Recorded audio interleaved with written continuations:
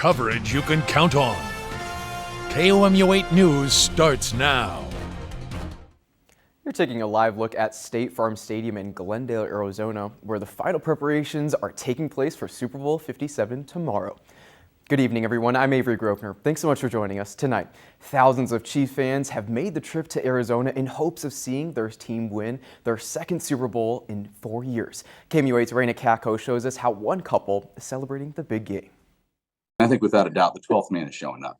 We're going to be there. Matt McGee and his wife Heather are two fans who made the trip to the desert for this weekend's big game. From what we've heard, Kansas City is absolutely flooded with people, and there's a lot more red and gold there. And so we're excited to start to see that around town as everybody starts showing up today. The couple arrived in Phoenix Thursday to explore the city before cheering on their beloved team. So far, we're having a great time. The weather is beautiful. According to Forbes, tickets to this year's Super Bowl were some of the most expensive ever. The average ticket costing nearly $10,000. But the McGees have been season ticket holders for the past 18 years, so they say this trip was worth the price. It certainly is a pretty penny. Yeah, I think it's worth it. This is an experience that is hard to replicate. Though Heather says she never misses a home game, it is her first trip to the Super Bowl. And she says she's excited for this new experience. We're excited to be a part of this and bring our tailgate to this Chiefs kingdom. Everywhere we go, the fans and people who are here have been really, really nice. And so we're excited to bring that Arrowhead energy here. Yeah, we're certain that the kingdom extends well beyond Arrowhead. That was KOMU 8's Raina Kako reporting. The couple has a tailgate group called the I-70 Tailgaters, and some of those friends are joining the McGees this weekend to enjoy the Super Bowl. Well, they're not the only ones getting into the spirit, though. Governor Mike Parson appeared on stage with the governor of Pennsylvania to declare a friendly wager. Whoever loses tomorrow must hang the winner's flag in their office for a whole day. The loser will also send an assortment of food to the winner. The governor says it's a great way to add some extra excitement to the Super Bowl showdown. You know, everybody always bets food or something like that, and I thought, hey, I want to exchange some flags. Let's make this interesting and kind of man up, and let's see where we go with this. But it's fun. And with temperatures in the 70s in Arizona, how could you not expect to be excited for a weekend there? First Alert weathercaster Daniel McDonald joins me now. So, Daniel, when should we expect to see temperatures like those here in mid-Missouri? Attorney General Andrew Bailey announced an investigation into a transgender health center. A former employee went public with allegations that the St. Louis clinic is harming minors with their care. She says the clinic is not providing crucial information after prescribing puberty blockers. One parent says her family is having the opposite experience. To say that kids walk in and just get hormones right away has not been our experience. It was about 9 months before we had a puberty blocker. Bailey is also calling on St. Louis Hospital and Washington University to stop prescribing puberty blockers to new patients. In a written statement, he says it is the only way to keep children safe during the investigation. Hospital and clinic officials are fully cooperating with the authorities. One Missouri lawmaker says his office is working to find the truth. Make a second guess. A lot of what the witnesses are saying, the experts, quote unquote experts that are coming in from this clinic, the Senate, Missouri Senate needs to have a committee to investigate it. Several Missouri lawmakers have already filed bills to ban gender-affirming treatment for transgender youth, and many Republicans are making it a priority. Missouri's House of Representatives voted against banning minors from openly carrying firearms on public land without adult supervision. The proposal failed by a 104-39 vote, with only one Republican voting in support of it. The bill was part of a much larger discussion on how to make better fight crime in the state. Republicans denounced the effort as an unnecessary infringement on gun rights. Motorcycle riders in Missouri may see some new rules on the road. A new Missouri House bill was introduced this month that would place laws on sudden lane changes. There would also be more restrictions on moving through traffic at red lights. One rider says it's about time to see these changes. I think weaving in and out of traffic at any speed, whether you're on a motorcycle or in a car, is dangerous. The bill had its second reading this past week, but has not been voted on just yet. MoDOT is closing one lane of southbound Highway 63 over Interstate 70 in Columbia for emergency bridge repairs. MoDOT says they will close the lane at 8 a.m. tomorrow. The Transportation Department will repair a plate on the bridge's expansion device. They say the lane should reopen on Thursday with weather permitting. The Missouri State Highway Patrol is investigating a fatal hit and run. A 30-year-old was hit by an unknown vehicle last night on Interstate 70. The victim was pronounced dead at the scene. Police have no description of any vehicle involved. They are calling on the community for help. A California man was sentenced to 21 years in prison for shipping meth to Southwest Missouri.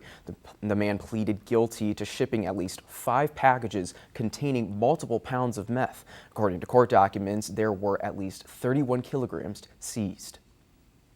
Coming up, learn how farmers are preparing a drop in income. Plus, why your dog may go back to begging at the kitchen table after this recall.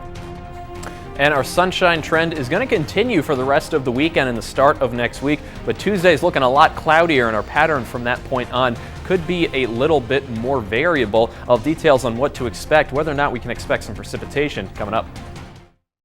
Welcome back. Farmers harvested record income in 2022. After the pandemic, farmer income jumped for 2 years in a row, but now the U.S. Department of Agriculture predicts a drop-off in income for this year. KMUA's Hunter Walterman is here in the studio with how mid-Missouri farmers are bracing for less money. Hunter? Yeah, Avery, in 2022, farm income was at record highs. According to the American Farm Bureau, farm income was $163 billion in 2022. But this year is a different story. One farmer I talked to says it's an adjustment facing less profit and higher costs. The USDA is changing its tune on farm income. After 2 years of record profits, farmers like Andrew Stanton are bracing for less money.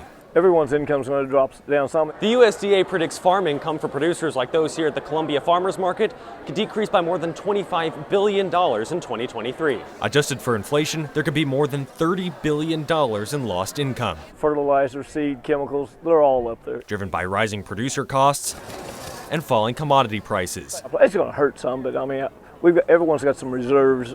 We've had some good years lately. Despite the drop-off, the USDA is projecting farmers will harvest a lot of grain, with the third highest farm income in more than 20 years. But Stanton isn't counting his eggs just yet. We don't know what the season will bring. We'll know more in October, November what our real income will be. He's a lifelong farmer who raises animals on his farm near Centralia. Sure. And sells eggs at the Columbia Farmers Market. Stanton says he's confident farmers will be all right. As long as it ain't a disaster, you know, people can weather some. I mean, farmers are resilient. You know, we stick to it. According to the American Farm Bureau, one factor driving down income is less government aid. Direct payments to farmers is set to decrease by more than $5 billion this year. In the studio, Hunter Walterman, KOMU 8 News. Okay, thanks, Hunter. A brand of dog food is taking their product off shelves. Find out why next. And winds are expected to be not too high while we're warming up here over the next couple of weeks. It's going to be light winds out of the south instead of the strong gusts we usually see with warming trends. But I'll have on more details on how that affects rain chances coming up.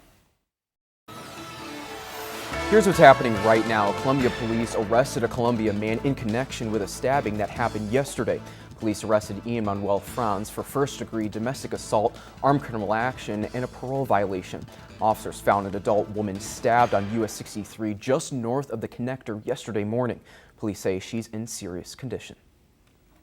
The company Universal Meditech is recalling more than 56,000 COVID antigen tests. The company says the tests were distributed without appropriate clearance or approval by the FDA, and they can potentially cause inaccurate results. The recalled products are from October 2021 to December 2021 and distributed in January 2022.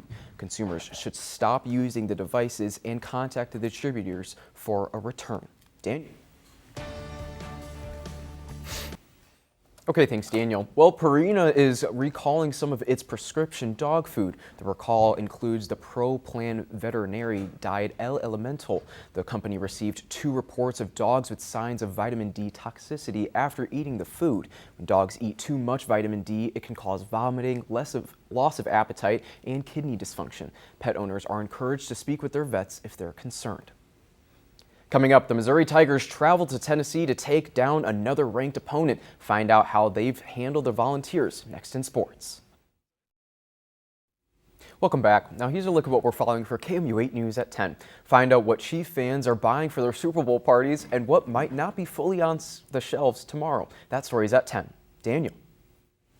And looking ahead to your forecast for tomorrow, hour by hour, low temperatures tonight going to get us into the upper 20s or so, still a little bit below freezing, but we should be warming up over the next couple of days. And that tomorrow afternoon, high should be in the middle 50s or so. Again, not going below freezing for those lows for the next couple of days. It's going to be a rainy Valentine's Day, it's looking like, but mostly dry after that. Maybe a little bit warmer here on Wednesday. Temps could get into the 60s or so. After that, temperatures are going to cool back down. Those rain chances going to reappear a little bit again, but nothing too out of the ordinary here for February, and we're looking at some more average conditions. Definitely some calmer weather awaits us down the line.